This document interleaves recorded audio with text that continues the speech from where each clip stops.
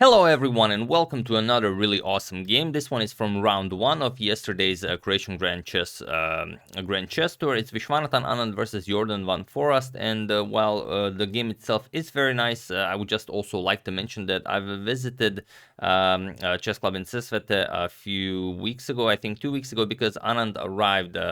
He had to come 2 weeks before the tournament starts in Croatia, and then he has to stay here in order to, be at least 2 weeks here. It's sort of some COVID regulations. So I had the opportunity to meet Anand, and I had a book he wrote. I brought it, so he signed it. And here we have a nice photo. There you have it. That's Anand and myself. He came. He played one blitz game against Croatian reigning champion Marin Bosiocic. He defeated him. It was a very nice game. I don't have all the moves, so I didn't make a video on it. But if I recover the moves, I will show that game as well. And he also brought two problems with him to challenge the children. There weren't a lot of people here. It was a very small gathering, but some of the kids that were present, he challenged them to the two puzzles, and well, one they were not able to solve, but the second one they were able to solve. But they were both endgame problems, so that's there you have it. It's always important to study the endgame. And here, if you guys are wondering, this is Anand's signature. So there you have it. Hope you enjoy my stories, and it's a very nice book. I still haven't finished it in its entirety. I came to like at the half mark of the book, but it really has a lot of stories regarding pretty much everything regarding his preparation for the matches, difficulties that he had while even preparing to fight for the world championship, then and a lot of very interesting stories from daily life.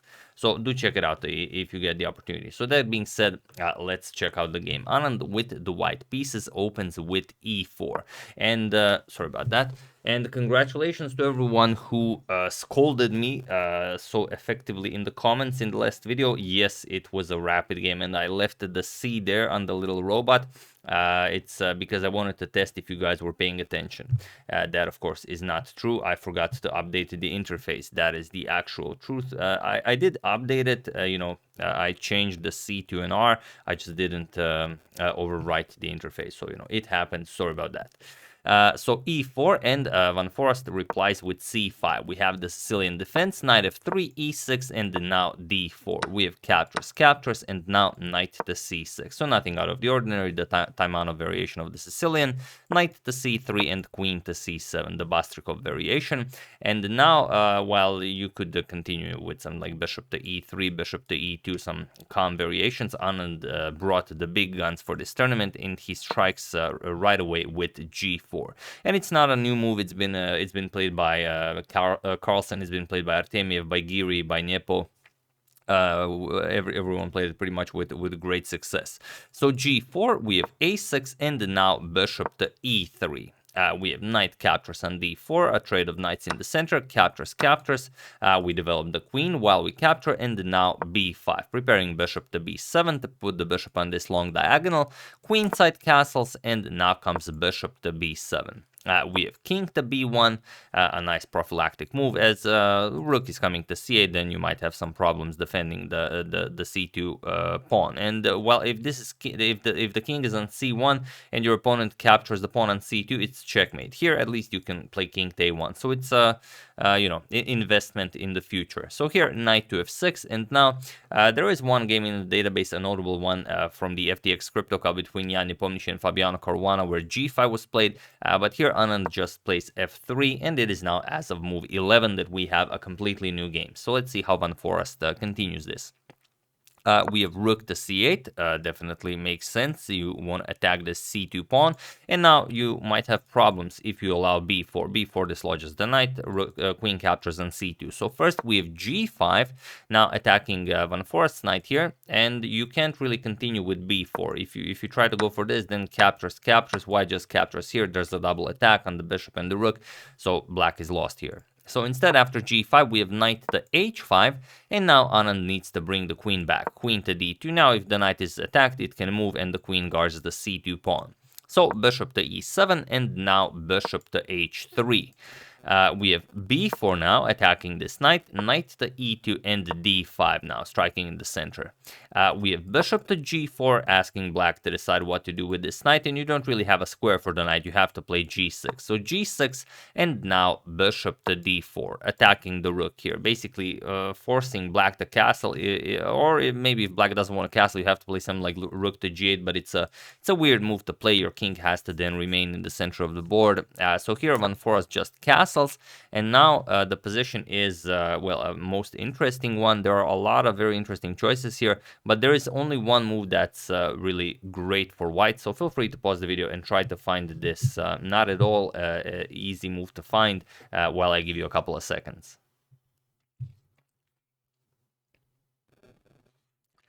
So for those of you who were able to do it, congratulations on spotting this incredible idea. And for those of you who just want to enjoy the show, it's not bishop captures on h5. It's actually e5. So congratulations to everyone who found it.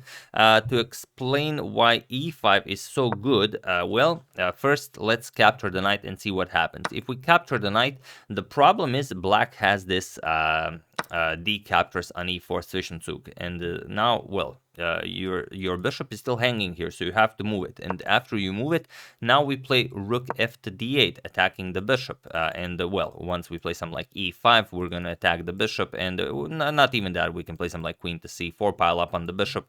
It's a very ugly position to be with the queen on d2. So the queen will have to move.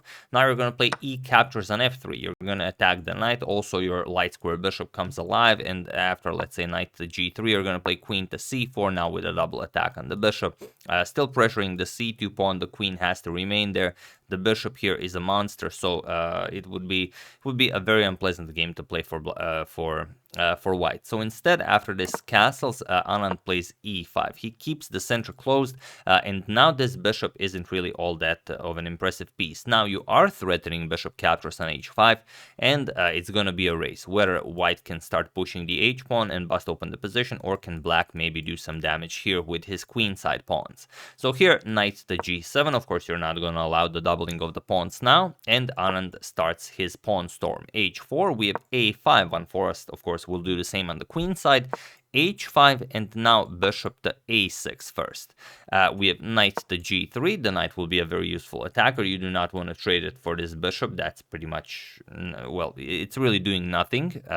So here we have a4, of course, preparing b3, and now Anand starts pushing the f pawn, so f4. We have b3. And now Anand could try and keep the position closed with something like c3, and then if this is captured, just king to a1 and claim that this is very solid. But he decides to trade everything, so captures, and now captures. He grabs a pawn, and now we have this position here that Van Foreest really has to take advantage of by playing queen to b7 and start going after those pawns right away and shift everything over to the b file. But he plays knight to f5 first, and this kind of gives Anand time to get back into the game. But let's not forget that this is a rapid game. You don't have all the time in the world to make decisions. So bishop captures on f5, g captures, and now Anand gives back the material. Now he's the one that wants to attack. He pushes g6. And now Van Foreest, again, he could decide to ignore everything here, just try to switch everything into the attack, but he captures. Now we have h captures, and now queen to h2. Now threatening just queen to h7 checkmate, and if you want to avoid this, you have to start running away with the king, which is what he does, king to f7, and now Anand can just continue in a calm fashion with some like queen to h7 check, but here Anand goes all Mikhail Tal on Van Foreest, and he plays knight captures on f5, and this is just a beautiful move because, because it's a bad one, but for the situation where Van Foreest is down extremely low on time, it's a great move, because now you have to decide what to capture the knight with, but, I'm not just going to tell you. Feel free to pause the video here and try to figure out the best move for black while I give you a couple of seconds. So for those of you who were able to do it, congratulations on realizing that the knight should not be captured at all, and we should play rook to h8. This move is now winning for black, and had Van Foreest played this, it would be a very tough game for Anand, because now the queen is under attack, and you basically have to go for this knight to d6 check, and it's not nothing good for white. We're just gonna capture it. Now we're gonna play e captures on d6, and now comes the really tricky move that was impossible to find, bishop to d3 check. That's the good stuff. Now the thing is, the king can go here. If you go here, you're getting checkmated, and you have to capture the bishop. But now what you're actually doing is you're removing the defender of the rook here on h1. So after this captures, we would have rook captures on h2. Only now white will capture the queen, and now we're gonna capture on h1 with check. King c2, rook captures on c7 with check, and black is now winning. But this finding this in a rapid game, not happening. But you at your own home, feeling comfortable and everything, maybe even having a beer, or something, definitely could have found this. So here, after knight captures on f5, we have e captures on f5, but now Anand's attack is going very, very impressively. So queen to h7 check, king to e6, now queen captures on g6 with check. We have bishop to f6. If you don't block, then the king moves and you pick up the bishop on a6, so you're winning material either way. So bishop to f6, and now not just capturing a bishop and allowing something like queen to c2 check. So first bishop to c3. Eliminate any counterplay black might have, and even though you're still down a piece, this bishop cannot move. You're going to win it at some point. So queen to g7, now Anand just brings more firepower to the 6th rank. We have rook to h6, now comes queen captures, rook captures, and the bishop to e2 now. This bishop will fall at some point. The bishop here will be guarding the pawn on f6, so we can safely assume that white will be up at least 2 pawns, most likely even more in the future. So rook d2, we have bishop to f3, now comes b4. We have rook to c4 now, going after the f4 pawn, but now rook to d4. Very, very nicely done by Anand. We have rook to c7, now king to c1. We have rook to g7, trying to get out of this pin, but of course that will not happen. Just rook captures on f6. We have rook captures, and now pawn captures on f6. And of course you cannot touch the pawn. If you capture the pawn, rook d3 check, and you lose the bishop on f3. And even the rook, the king moves, you can even pick up the rook, and then the bishop. So anything works here. So instead, after e captures on f6, we have rook to b7, but this is now very, very simple for Anand. Just bring the king into the game. King d2, we have bishop to e4, now king e3. Rook to h7, and now b5. We continue pushing our passed pawn. Rook to h3 with check, king to d2, now rook to h2 with check. You can often sense this when a player is about to lose. He starts just giving checks, because that's what you do. You always have to hope for that maybe your opponent puts a king on a really, really bad square and something good happens. So here, king to c1, rook h1 check. We have rook to d1 now blocking. That's how you get out of check. Rook to h2.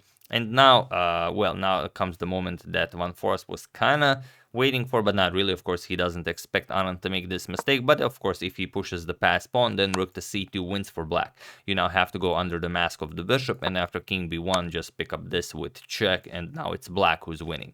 But of course, Anand not about to fall for that. Just rook g1. He makes some breathing room for the king here on d1. We have d4 now attacking the bishop, but it's it is a move that you can make something out of if the pawn is not captured. If the pawn is not captured, then it could get tricky for white. But of course, Anand just captures the pawn. Rook to c2 check. We have king to d1, and now rook to c4, attacking the bishop here. So bishop to e5, and now rook to c5, going after this pawn, but now rook g7. Anand says, okay, if you capture my pawn here, then it's just check, king moves f7, and I win the game. Something similar also happened in the game. So after rook d7, we have rook to d5 check, king to e1, now comes a rook to d8 check, but still, rook e7 check, king d5, and f7. And it was in this position on move 54 that Jorden van Foreest resigned the game, as there is nothing more to be done here. Problem is, after, if you do nothing, then just a rook here takes away this rook's control of the f8 square, then we promote to a queen, or if the rook blocks, then we can play something like bishop to g7, doesn't really matter. Rook b8, we promote to a queen, and then you have to capture, and then of course it's completely winning for white. You're up a whole rook. So after f7, a brilliant victory for Anand in round 1, and we'll see what happens next. Today is the second day, so we'll see. Hopefully I will be able to cover many great games. But yeah, nice return to the board by former world champion Viswanathan Anand, giving you a spectacle like this. I would like to thank Christopher Denninger, 2020 Rendezvous, Cody Tutupo, Kevin Keith, and Robert Aratun for a contribution to my channel. Thank you a lot. I really appreciate it. As usual, you can check 2 of my previous videos here. Thank you all for watching, and I will see you soon, continuing the coverage of the Croatian Grand Chess Tour, checking up on your wonderful suggestions and whatever else happens in the chess world. So thank you all. I will see you soon, and have an excellent rest of your day.